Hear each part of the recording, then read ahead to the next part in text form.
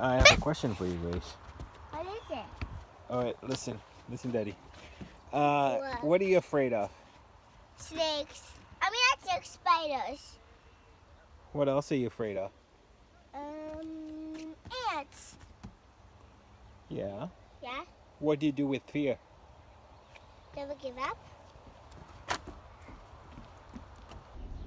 Hey friends, my name is Stephen Nyakairu. I'm the Grace Chapel campus pastor in Watertown.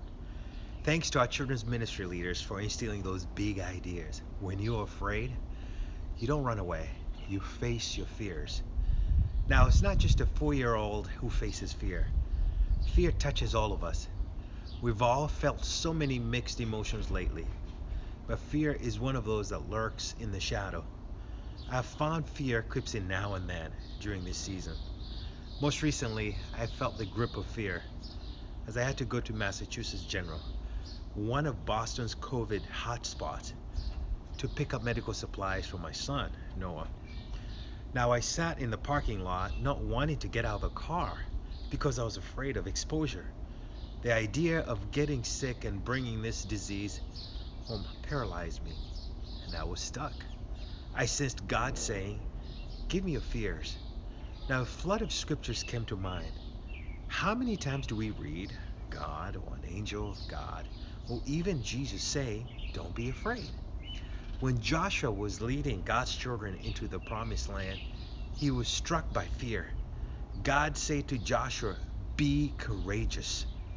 Fear was going to keep him from the land of promise that flowed with milk and honey. When the disciples found themselves caught in the middle of the storm, Jesus was asleep. He woke up and said, "Don't be afraid." They would have missed out on the peace of God that he has to offer. Now, friends, one of my favorite psalms is Psalm 27. The author is King David. David knew fear. He was the shepherd boy who killed a giant. He fought lions and bears. He stood against great armies. Now, David's words of defiance against fear in Psalm 27 are powerful. He says, "Whom shall I fear?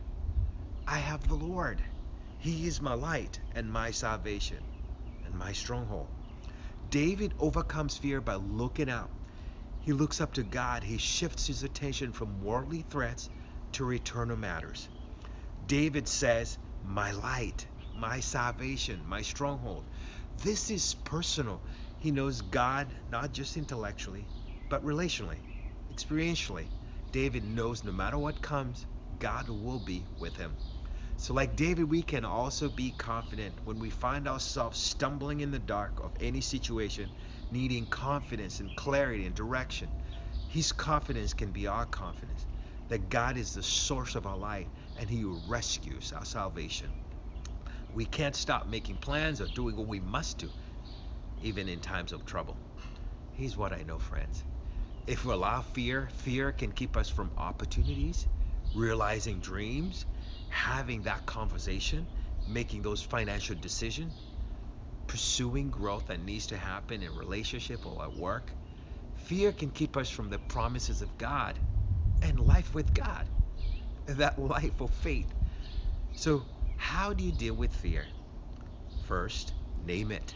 Don't deny it. Don't run away from it. Don't dismiss it. Identify that fear and place it at the feet of God. I'm fearful about the future, about my job, about my health, about my family. Uh, Take those worries to God. Second, remind yourself of God's promises.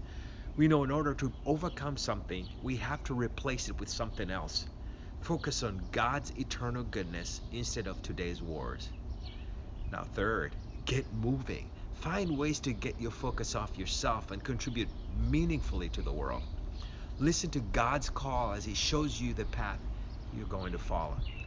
I don't think we'll ever have another time like this in history, so let's use it to bring God glory. Friends, finally remember who you are and whose you are.